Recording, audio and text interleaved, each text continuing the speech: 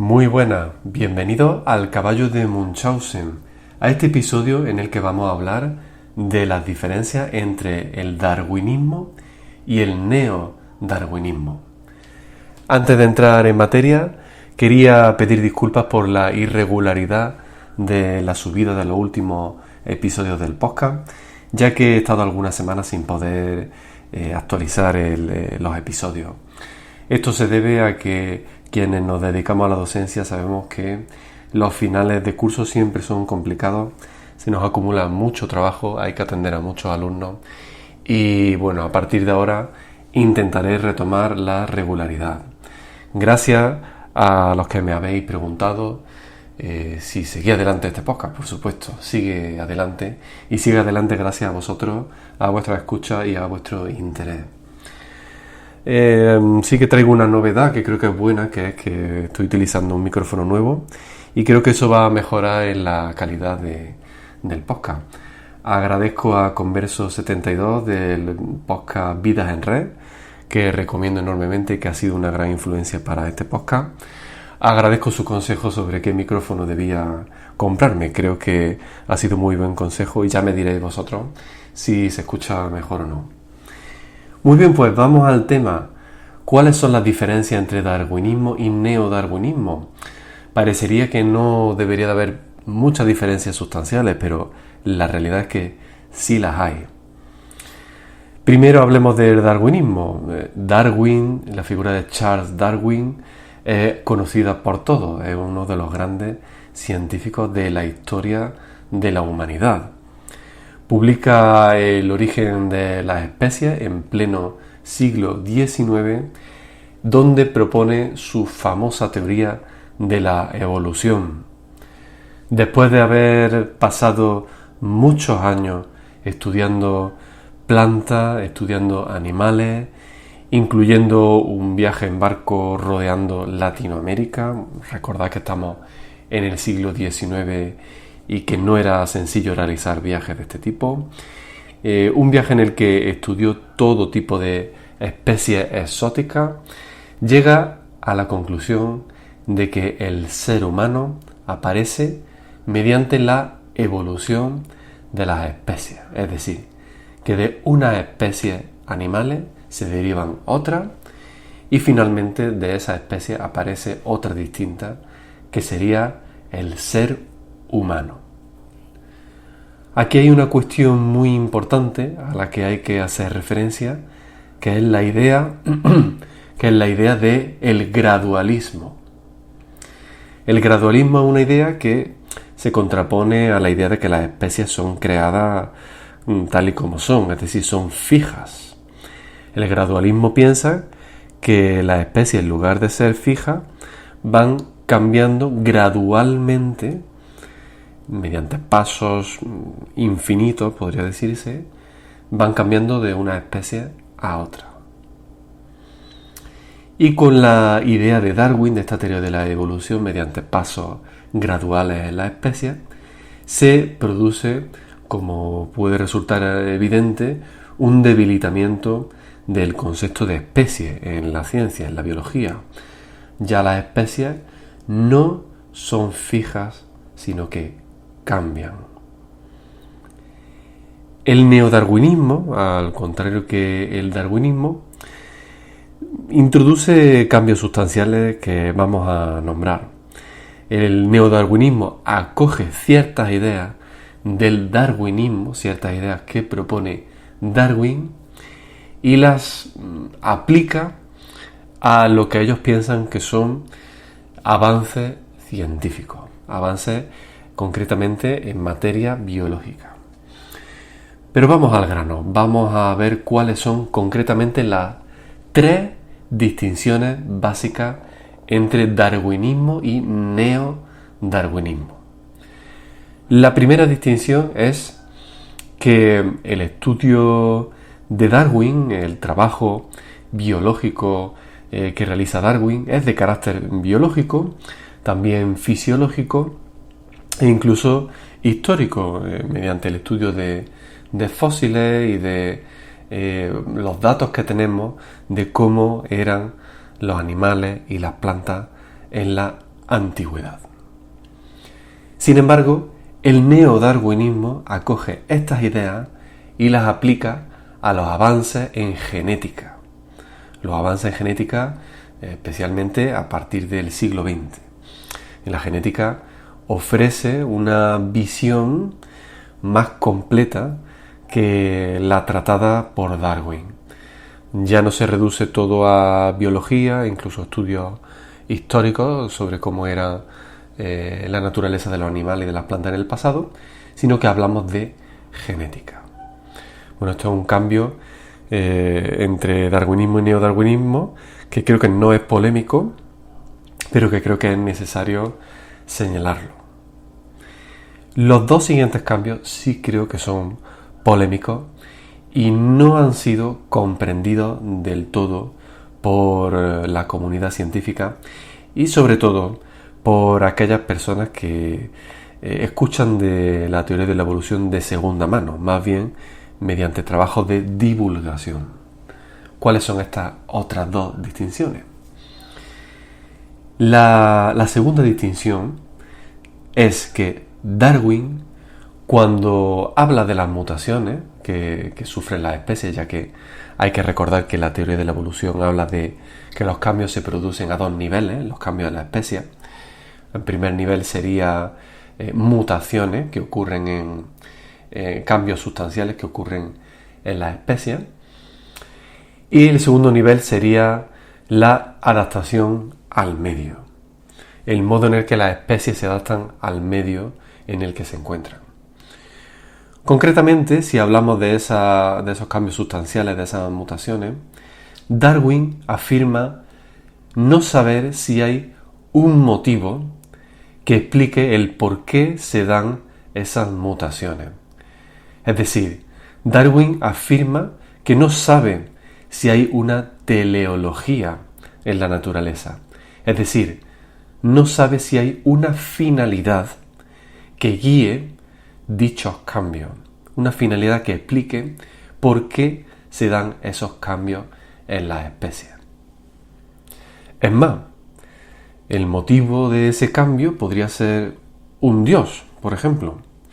De hecho, Darwin afirma en varias ocasiones que no entiende de qué modo su teoría evolutiva puede ir en contra de la posibilidad de un dios creador.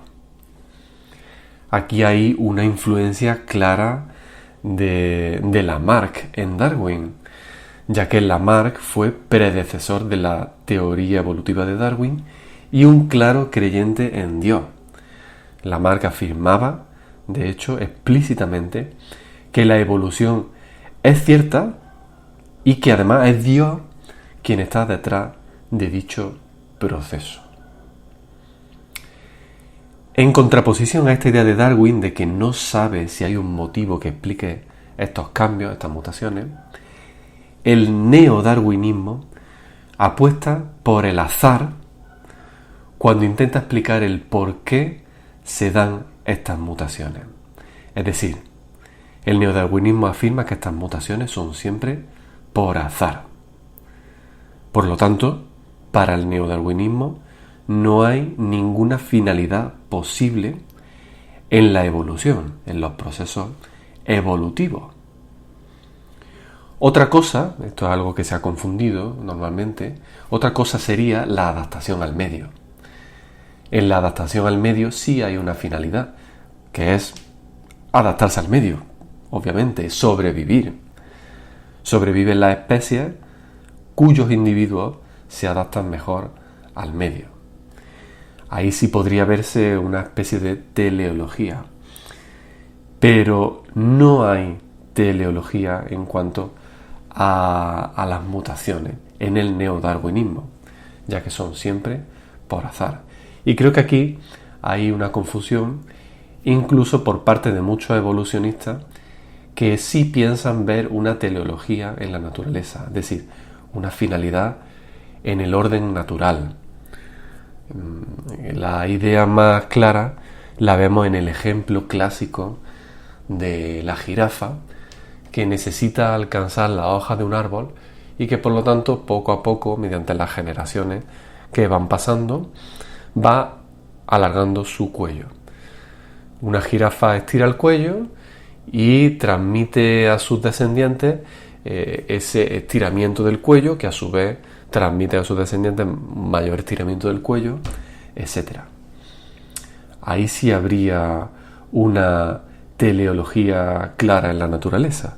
Posteriormente, esos cambios, según el neodarwinismo, darían pie a la aparición de nuevas especies.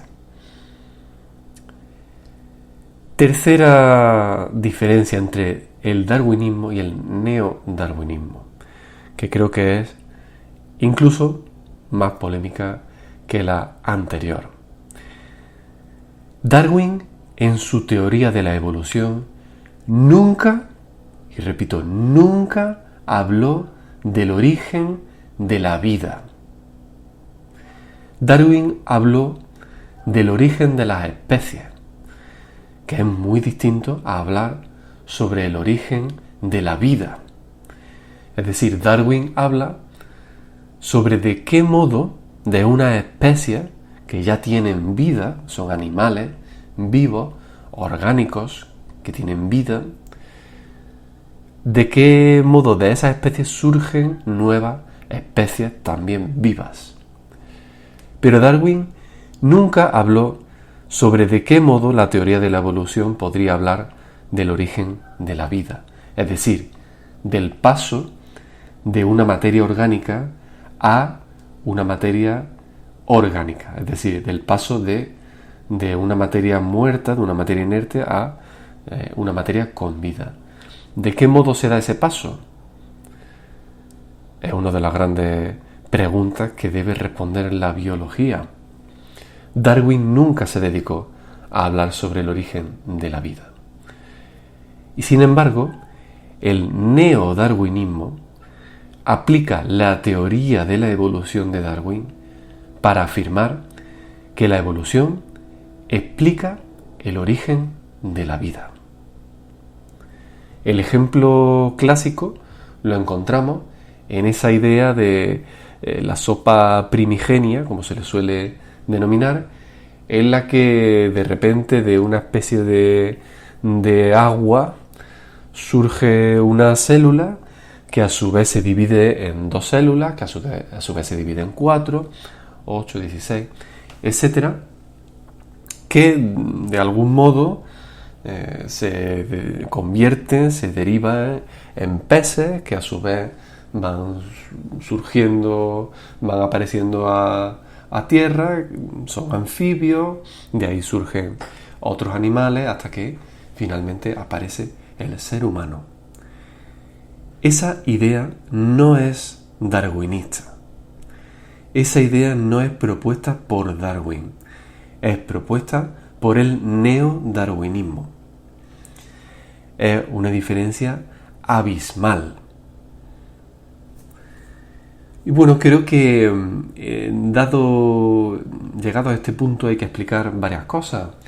Y es que desde el ámbito neodarwinista se acoge la evolución darwinista de un modo dogmático, afirmando que la evolución explica todas estas cuestiones. Concretamente, la más importante sería la aparición de la vida de la materia orgánica, inorgánica, que explica de qué modo lo inerte se convierte en orgánico. Y digo que lo acoge de un modo dogmático, ya que no se trata de una explicación biológica realmente la que están realizando. Creo que ya hemos hablado sobre ese intento que están realizando desde hace muchos años de crear vida en laboratorio. Lo cierto es que aquí hay que hacer una distinción entre la ciencia biológica y otra cosa muy distinta, que es la filosofía de la biología. ¿Y qué es esto tan raro de la filosofía de la biología? Pues muy sencillo. Sería una interpretación filosófica de los datos aportados por la biología. Por hacer una analogía con lo que estamos viendo de diferencia entre Darwin y neodarwinismo, Darwin aporta estudios biológicos, y el neodarwinismo, aunque tiene sus propios avances en materia biológica y genética, acoge estos estudios biológicos y realiza una interpretación filosófica, que es afirmar que lo vivo se deriva de lo inerte, lo cual no está probado mediante el método científico. No está probado científicamente. Están intentando hacerlo. Todavía no lo han conseguido. Si lo consiguen, aún así, hay problemas que tratar. Como comentaba en otro episodio, habría que ver entonces que lo que se ha demostrado es que surge lo vivo gracias a que hay una mente ordenadora que ha dirigido los procesos que permiten que lo inerte se convierta en lo vivo. Por lo tanto, casi que estarían demostrando la existencia de un Dios. Bueno, es crucial saber separar entre ciencia y filosofía, saber separar entre lo que es datos empíricos ofrecidos por la biología y lo que es una interpretación filosófica de esos datos empíricos. Muchas personas, creyendo estar bajo el método científico, acaban, sin embargo, en una interpretación filosófica de datos biológicos. Yo creo, como dice Thomas Nagel, que el naturalismo, es decir, esta idea de que todo lo real es empírico y que no hay nada más allá, concretamente la evolución, la teoría evolutiva, despierta pasión entre sus seguidores, en parte por el hecho de que piensan que nos libera de la religión, cosa que desde luego no es así. Y también dice Nagel que el hecho de que la vida surja de lo inerte no deja de ser una suposición más que una hipótesis científica bien confirmada, que no lo está. Esto está muy relacionado con la idea también que se suele tener desde el ámbito científico, que es que la ciencia lo explica todo. Seguro que habéis escuchado esta idea. La ciencia pretende explicarlo todo. Y si hay algo que no es explicado por la ciencia, ese algo o no existe o es irrelevante. Creo que es importante recalcar esa idea del neodarwinismo que apuesta por el azar como lo que determina los pasos a seguir en cuanto a la evolución de la especie. Esto conlleva importantes consecuencias de las que podemos hablar. John Lennox explica muy bien estas consecuencias. Si nosotros utilizamos la razón, nuestra capacidad racional, para alcanzar verdades, como por ejemplo se utiliza mediante la ciencia, se utiliza un proceso racional para alcanzar verdades sobre el mundo empírico. Pero si nuestra razón es fruto de ese proceso evolutivo, que es un proceso por azar, ya hemos hablado de esas mutaciones, entonces la razón que expresa nuestra mente es una razón que se alcanza arbitrariamente. Se alcanza arbitrariamente porque se ha alcanzado mediante un proceso contingente, es decir, se ha alcanzado mediante un proceso evolutivo que, al ser azaroso, ha sido así, pero podría haber sido de otro modo totalmente distinto. Y alcanzaría nuestra mente verdades distintas. Y para nosotros seguirían siendo verdades igualmente. Por lo que, si es así, lo que creemos que es verdad quizás no lo es. Puede ser una simple ilusión que es generada con la finalidad de mantener la supervivencia de la especie humana. Pero si eso es cierto, no tiene sentido alguno hablar de verdad. Y por lo tanto, ni siquiera se podría afirmar que la teoría evolutiva es cierta. No se podría decir que la teoría evolutiva es verdad. Por lo tanto, se trata de una paradoja, se trata de una autocontradicción. Esto es propio del neodarwinismo, se deduce de las propias ideas propuestas por el neodarwinismo. Darwin no caería en estas paradojas, porque su teoría nunca habla del origen de la vida, solamente habla del origen de las especies. ¿Y vosotros qué creéis? ¿Estáis de acuerdo con la visión que os propongo, de las diferencias que señalo entre darwinismo y neodarwinismo? ¿Apoyáis más al darwinismo que al neodarwinismo? Quizá al contrario. ¿Creéis que el neodarwinismo ha ido demasiado lejos al hablar del origen de la vida? ¿O más bien que está en lo cierto? ¿Somos nosotros los humanos seres creados? ¿Somos seres evolucionados? ¿O quizá ambas cosas, como han pensado algunos científicos teístas a lo largo de la historia? Muy bien, pues podéis comentar y escribirme al email elcaballodemunchausen@gmail.com y dejar cualquier comentario que os gustaría expresar en la plataforma en la que estéis escuchando este podcast. Como sabéis, siempre me gusta escuchar vuestra opinión.